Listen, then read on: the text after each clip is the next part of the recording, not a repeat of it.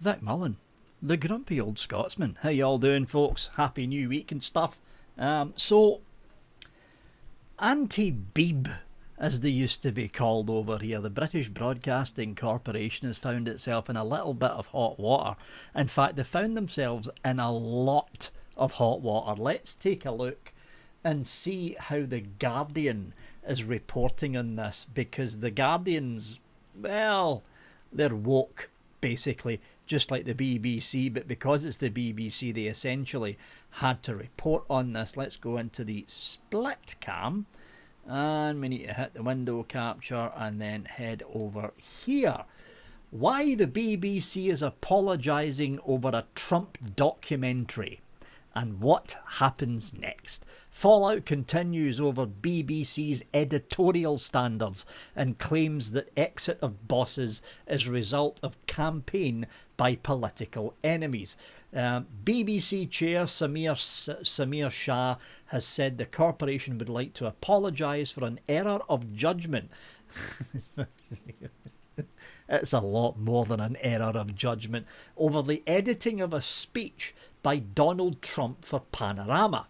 The apology follows the resignation of two of the corporation's most senior figures on Sunday: the chief executive of BBC News, Deborah Turness, and the director general of the BBC itself, Tim Davie, who announced their departure after concerns were raised in Michael Prescott's leaked report that the speech had been selectively edited.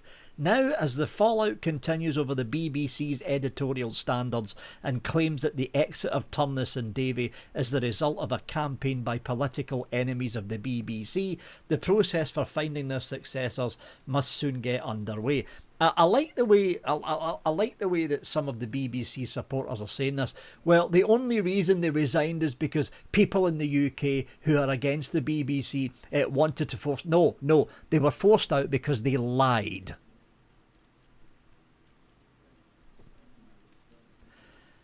The head of news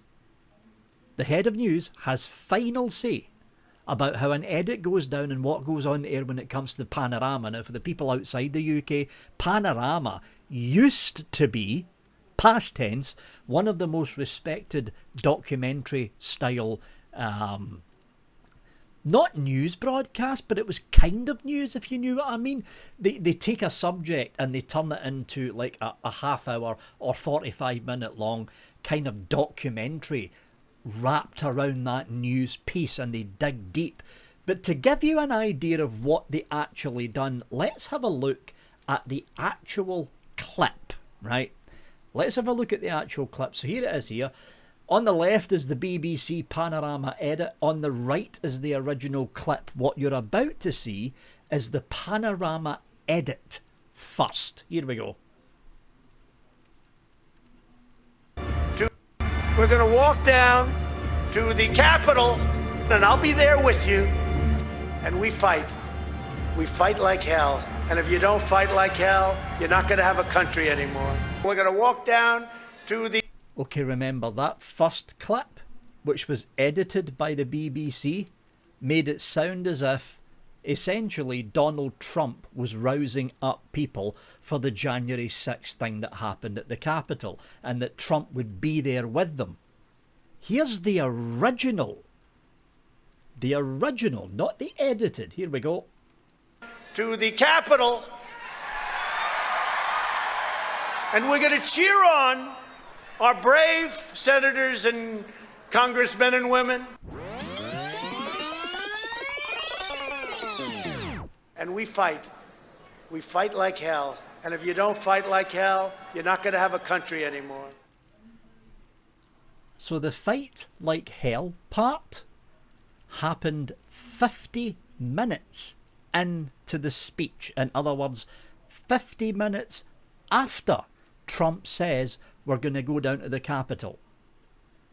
Trump said we're going to go down to the Capitol and cheer on our senators in Congress. And what the BBC done is they cut that bit out, skipped 50 minutes into the part that it says fight like hell, joined them together to make it sound as if Donald Trump has said we're going to go down to the Capitol and we'll fight like hell. Trump never said that. And it's this BBC clip, the one that I just showed you, the BBC edit that CNN picked up, that MSNBC picked up, and they ran with that same edit from the BBC to make it sound as if Trump was inciting violence. When the fact of the matter is, what Trump actually said is, we're going to go down to the Capitol to cheer on the brave men and women of Congress and the Senate.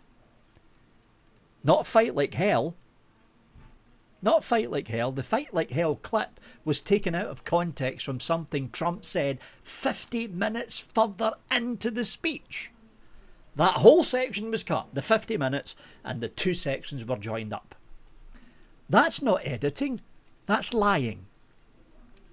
And the Director General, along with the head of news, both have final say in what goes on with the editing of programmes, especially programmes like Panorama. Because Panorama is the flagship major broadcast for BBC Two and BBC One when it comes to news-style documentaries. The BBC were essentially caught with their pants down. That's basically what's happened here. They were caught with their pants down. Trump apparently wants to sue the British Broadcasting Corporation, and I hope he does. I hope he sues them for billions and billions. I was going to try and do a Trump impersonation there, but I can't. I hope he sues them for billions and billions of pounds, forcing the BBC to be shut down. Yeah, forcing the BBC to be shut down. Because here's the thing, this is not the first time that the British Broadcasting Corporation has shown political bias when it comes to news reporting. They have been known for it ever since the days of Tony Blair. Now, here's the thing about the British Broadcasting Corporation, though. There was a time in the early 1930s going all the way up to round about the late 1980s when the BBC was one of the most respected news broadcasters on the planet. BBC World Service, which is still going to this day, is broadcasted around the world, and countries in Asia, countries in the Third World and Africa, even Russia, respect the BBC for what they do with the World Service. But when it comes to the domestic side of the BBC, BBC One, BBC Two, BBC Online, BBC Radio 1, Radio 2, Radio 5 Live, when it comes to the domestic side of things, here in the UK, the BBC have gone woke, and now they're starting to go broke. The BBC, again for the people outside the UK, the BBC are funded by the government. Technically speaking, they're actually funded by the UK populace. Anyone in the UK that owns a television has to pay something called the television licence. It's about 150, 180, something like 180, I think, pounds a year. It's basically a tax on your TV. And the whole point is that TV licence fee goes to the British Broadcasting Corporation. It's a state-funded broadcaster. Oh, communism! No, not quite. State-funded broadcaster via the tax that's taken from the television licence. There has been hundreds of thousands of people, probably more by now, who are now flatly refusing to pay the TV licence. There is whole channels on YouTube dedicated to ways to avoid paying the licence and avoid being caught not paying the licence. I'll save you the hassle for the people in the UK watching this. If you don't pay the licence, don't answer any letters that come in. Don't answer them. You'll get the red letters, the red warning letters that comes in a red envelope that says, final warning. Ignore it. Tear it up, throw it in the bin. If you get the knock on your front door and you know it's the TV licensing people, don't answer the door. Even if they see you walking around inside the house, don't answer the door. Here's the thing. The TV license folks work for Capita. They don't even work for the British Broadcasting Corporation. They are essentially salesmen. They are knocking on your door to sell you a TV licence, and they get paid commission for every licence sold. They're salesmen. They're not bailiffs. They don't have any power to enter your to enter your house. They have to be invited in by you, the tenant.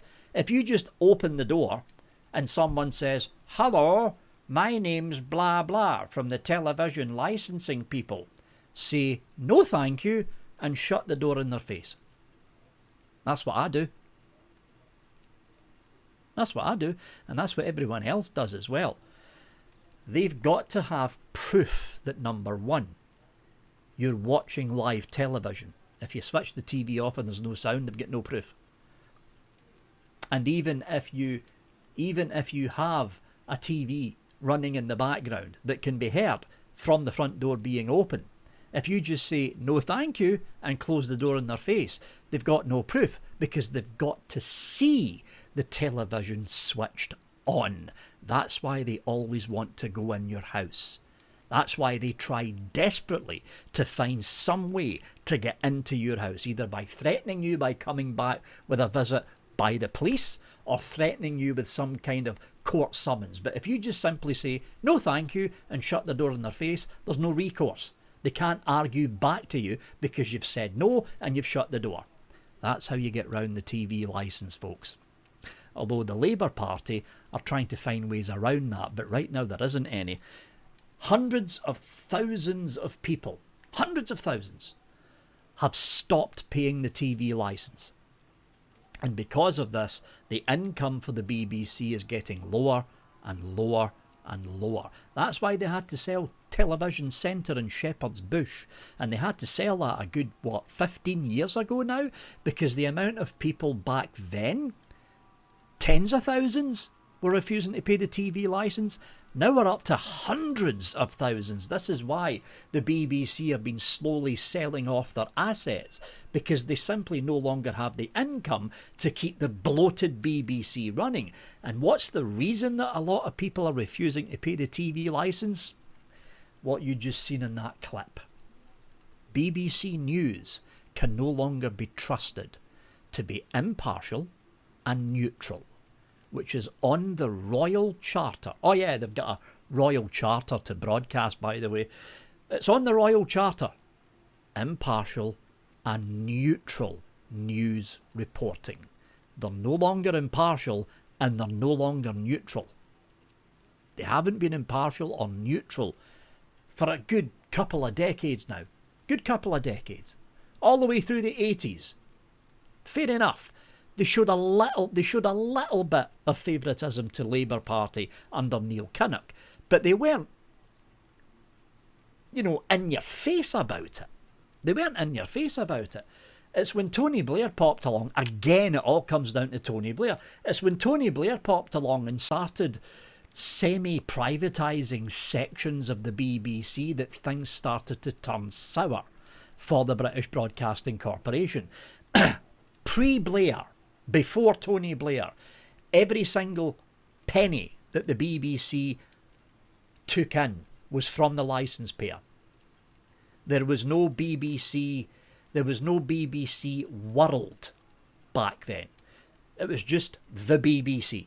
And all the money that the BBC took in was all from the taxpayer. Then Tony Blair popped up and said, you know what? Let's semi-privatise sections of BBC International, as it was called back then. BBC International became BBC World, and it's BBC World that markets the likes of Doctor Who, the old Top Gear before Jeremy Clarkson and co all quit, and it's BBC World that sells this to international markets, like the deal that was between Disney and BBC to co-produce Doctor Who. Disney paid the BBC a good 10-20 million pounds for distribution rights of Doctor Who over in the United States. And that 10 to 20 million pounds was spent by the BBC to bolster up Doctor Who's effects. That kind of thing. The BBC are making a fortune in the background via merchandising, not from the BBC itself, but from BBC International / BBC World.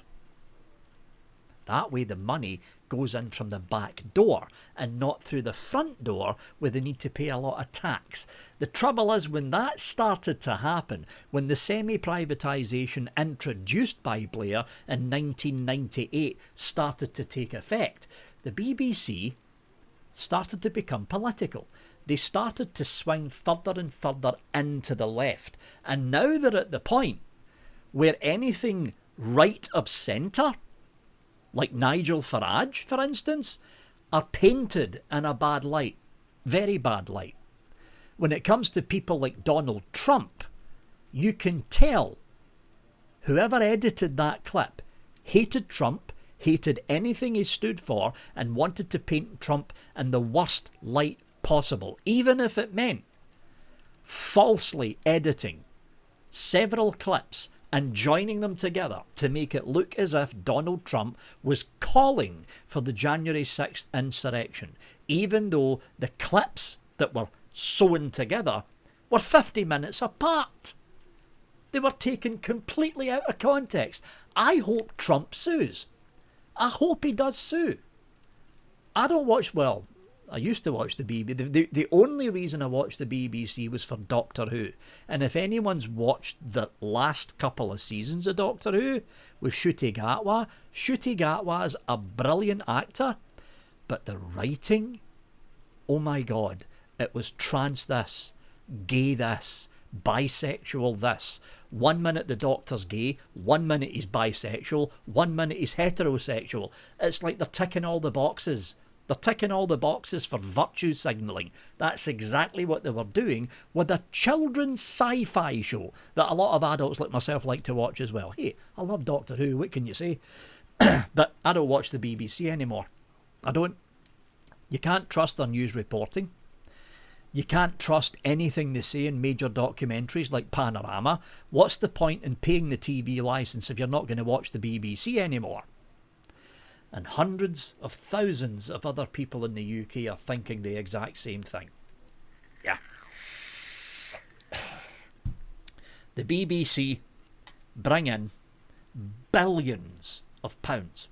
Well, it used to be billions, it's probably more like hundreds of millions now with all the amount of people that are not paying the TV licence anymore. But I think it was something like 2.5 billion they took in about 4 or 5 years ago. Billion! That's a lot of money. That's a lot of money. But if you look at what the BBC are doing with that money, it's not worth paying the licence, folks. It's not worth it. It's not worth it until such time that the Director General is replaced with someone who is actually neutral. And until such time that the Director of News Broadcasting is replaced with someone who will gut out all the woke left idiots from BBC News and replace them with actual centrists. So the news can be reported with impartiality and neutrality, which is what the BBC Royal Charter actually says. I'm not paying for the licence. I'm not. If I want to watch a biased left-wing shithole news channel, I'd watch CNN or MSNBC. Not the BBC. You wouldn't expect it from the BBC. But there we go. Will the BBC learn anything from this? No. No, they won't. They'll bring in another Director General who's far left-wing woke. They'll replace the current General or Director General of News Broadcasting with someone else who's far left woke. And the same process will just keep repeating over and over again. It will take an actual lawsuit to shake the BBC clean of the far left woke idiots that's infected the corporation over the past 15 to 20 years. I hope Trump sues them. I hope he does. I hope he does, because then if he wins the lawsuit, and judging by that clip, he will win the lawsuit, because it was obviously edited to make it look as if he said something when he didn't actually say it. He'll win the case if he does sue them. That's it. The government needs to step in then, because it's the government and the taxpayers that would need to settle the lawsuit. And the second that happens, The second Trump wins the lawsuit, and it's all made public that the BBC's done this, Discovery, where Trump's lawyers digs through other news broadcasts by the BBC to pick out other edited clips where someone said something that they didn't actually say. We all know the BBC do it. CNN do it. MSNBC do it. They're all guilty of the same damn thing. The minute that lawsuit is won, the government would need to step in and completely gut the BBC from the bottom up to make sure it doesn't happen again. The headliner for this is Trump not happy with the way that clip was edited. But if you read the subheadings and the paragraphs underneath that, it's something the BBC's been doing to political opponents in the UK and political commentators in the UK for about a decade and a half now. And up till now, they've managed to get away with it. They've managed to get away with it. I hope Trump sues the BBC and the BBC are almost bankrupted because of it.